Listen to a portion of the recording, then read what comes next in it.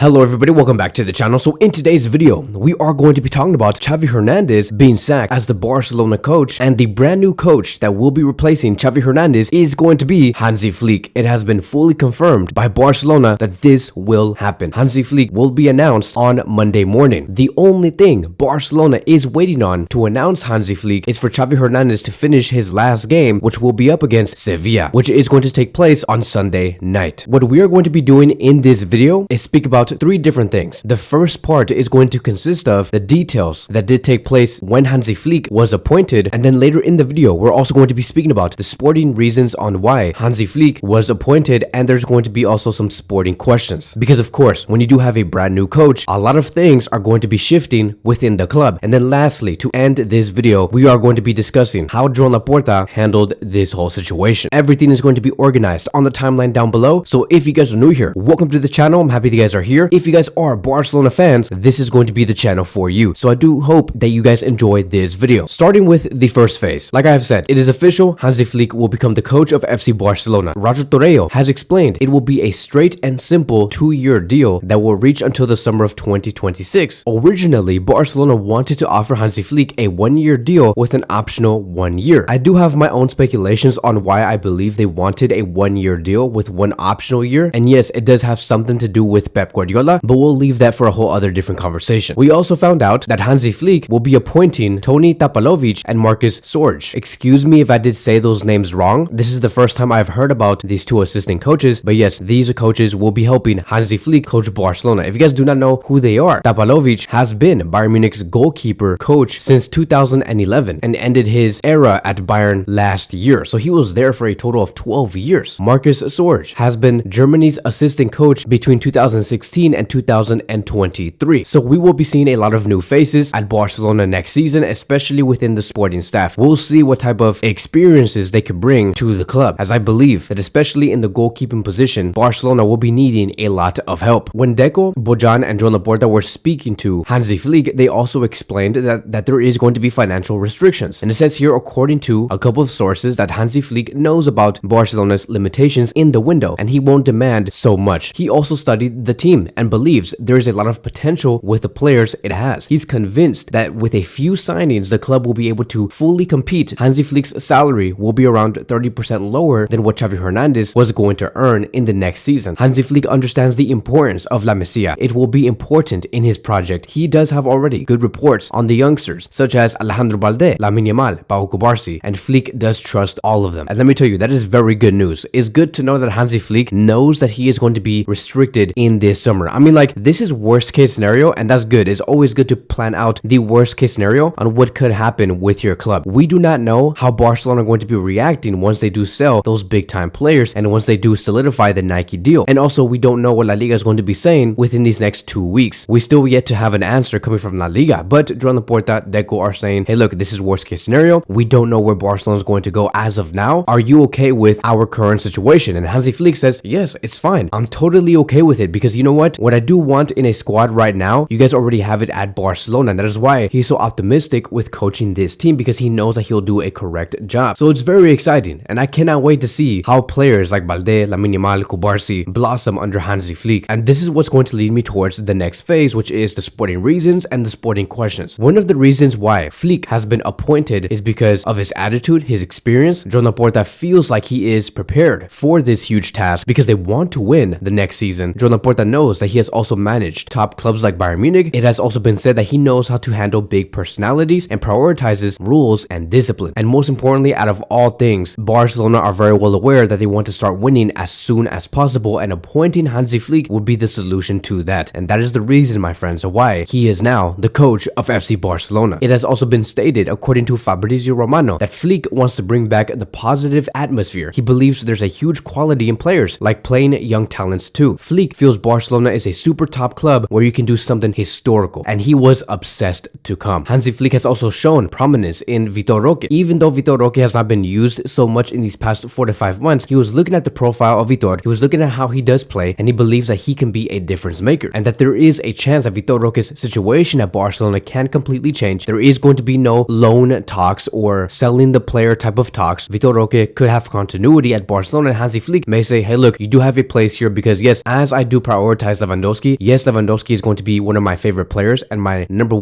9. I'm still going to need you because you bring the energy that I need and the pressing that I need in the front three. We also know that Hansi Flick really does bet on our two best central attacking midfielders, which is Xavi and Pedri. Hansi Flick did state this back in 2022. The quality that Xavi and Pedri have at these ages is fantastic. They both developed very well at Barcelona in the last 2 years. And so again, it's going to be exciting because now that I know that he is going to be prioritizing a central defensive midfielder and it could be Kimmich, could we see a midfield three next season of Kimmich, Xavi, and Pedri? So here are going to be the unanswered questions that we still have at the moment. Currently, Ter Stegen was considered as a untransferable player under Xavi Hernández. Could that change? Xavi Hernández also made the priority to sign a CDM. Again, could that change under Hansi Flick? Or could he say, I don't want a CDM. I think that it is okay for us to have a double pivot of Frankie and Xavi. Xavi Hernández also wanted Joshua Kimmich or Zubimendi. Could those options change? And could Hansi Flick say, I don't see these two players good enough to be at Barcelona. Give me somebody else. Or could Hansi Flick just say, I want Joshua Kimmich way more than Zubimendi because I have worked with Kimmich throughout the past 7 to 8 years. I know how to get the best out of the player. We also knew that Nico Williams was the top priority under Xavi Hernández to reinforce the left wing position. Does Hansi Flick see the exact same thing? The last question is, Xavi Hernández was willing to sell Frankie de Jong in order to get Bernardo Silva. Could that change? Could Hansi Flick say, I am okay with letting go of Frankie to get in Silva? Or could he say, I want Frankie de Jong and I don't care about getting Silva. I am okay with having Rafinha and Lamine Yamal as our right wing options. There's many questions. A lot of things could change, or it could be the exact same thing. We never know. We're gonna have to wait and see. Keep in mind, a lot of these decisions are really going to be based off whether these players can have athleticism. It's one of the main traits Hansi Flick does want in his squad, is to have high pressing, high intensity, high aggressiveness. If Kimmich cannot bring that no more, he will not go for Kimmich. If he sees Frankie de Jong as a player who can give high pressing, high aggressiveness in the middle of the pitch, he will keep Frankie de Jong. Again, it is so interesting because this also changes the fact that Guido Rodriguez from Real Betis and his future at the club. We all thought that this player was going to come at Barcelona and be the first signing at Barcelona because Xavi Hernández wanted the player. But Hansi Flick may have a different opinion because he is not the most high intensity, high aggressive type of CDM. And so lastly, I do want to state this, and it is going to be about Joan LaPorta. The way that all of this ended was probably the worst way possible. Like, you could have sacked Xavi Hernández in the most respectful way, but you chose the worst way possible. And I'm speaking to Joan LaPorta. I have no idea why you tried to force Xavi Hernández to stay at the club after he made his decision to leave back in January, but only to sack him 3 to 4 weeks after. You showed admiration to Xavi Hernández in front of the media, but only to find out that Xavi Hernández was not really your ideal coach. And I think that we all knew this. I think that this whole thing about Joan LaPorta trying to get Xavi Hernández to stay and that he's going to miss Xavi was all just fake. Because I remember back in 2021 that Joan LaPorta was showing interest in Hansi Flick. Joan LaPorta wanted Hansi Flick when he first came in to take on the president role. At that time, we did have Ronald Koeman, and Joan LaPorta was trying to do everything that he can to get Hansi Flick in, but he ended up choosing coaching the German national team. So he has always been his favorite. Joan LaPorta has always wanted German managers at Barcelona. Fast forward 2 years later, we have Xavi Hernández. And I remember, again, when Xavi Hernández announced that he wants to leave, Joan LaPorta said, we have to respect his decision, because secretly he did want Xavi Hernández to leave. And that is why Joan LaPorta just said, we're just going to respect his decision. We cannot do anything else, because deep down inside him, he knew his long-term plan, which is to let go of Xavi Hernández and bring in Hansi Flick. But then came his pride and his ego and everything else, right? The way that he was protecting his image. When Xavi Hernández was bringing in good results after he announced that he was going to be leaving in the summer of 2024, Joan LaPorta said, I will try my best to keep Xavi Hernández, only to protect his image. And then once Xavi Hernández got bad results against Girona, against Real Madrid, against PSG, and Xavi Hernández was being crucified by the Barcelona fan base, he kept his mouth shut. And the only thing that we were hearing was that Joan LaPorta and Deco were secretly meeting with Hansi Flick, because that is what they always wanted. And they never ever showed their best interest to protect Xavi Hernández when he was under fire. They literally only had me protecting Xavi Hernández during this whole thing. I don't know if you guys remember, like 2 weeks ago, I was defending Xavi Hernández with everything because no one was defending Xavi, not even Joan LaPorta, and he should have. Or he could have been transparent from the very beginning and just state that we're going to be pursuing Hansi Flick and Xavi Hernández will be free to go. Just be transparent. You don't have to lie. You don't have to do all these things such as protecting your image or hiding behind a wall. It's embarrassing. But in the end, the reason why I am happy to support Hansi Flick is because at the end of the day, he is now the coach of FC Barcelona. We cannot change this, and I'm going to be supporting Barcelona no matter what. I was never supporting Barcelona only because Xavi Hernández was here. It is simply because I love Barcelona and no matter what Barcelona go through, no matter who they hire, I will be here to support the club. So in the end, I do want to thank Xavi Hernández for what he did. He paid out of his own pocket to join FC Barcelona. I remember when he first came in on October 25th, 2021, Ronald Koeman's Barcelona were sitting in 9th place in La Liga, and it was a very mediocre team. A little less than 2 years later, on May 20th, 2023, Barcelona were claimed champions of La Liga by going 10 points clear of second place and winning the Super Cup, basically bringing the first league win after 4 years of not winning anything in La Liga. So it was truly impressive. We knew that Xavi Hernández's team could have been much better if only we got the signings that we wanted, and if only we gave him one more summer, Xavi Hernández could have been historic at the club. I also want to thank the fact that Xavi Hernández is leaving the club with so many youngsters at Barcelona. No other coach has been able to do this. Xavi left, leaving us with Balde, Cubarsí, Lamine Yamal, Gavi, Hector Fort, Fermin Lopez, Margui. It's amazing. Xavi took all the hits and left the best parts here at the club for the next coach to run, and that is going to be Hansi Flick. We'll see what Flick can do with Balde, Cubarsí, Lamine Yamal, Gavi, Hector Fort, Fermin Lopez, Margui in this upcoming season. It's going to be very, very exciting. So yes, I understand, right? You may be sad that Xavi Hernández was treated in this way, but we have to move forward. We cannot really do anything else. Let's support Hansi Flick. Let's be optimistic about next season, because I do believe that Barcelona will rise and we can do something amazing in the next season if we are all together. And so that is going to be wrapping up today's video. Thank you guys so much for watching, and I will see you guys in the next one.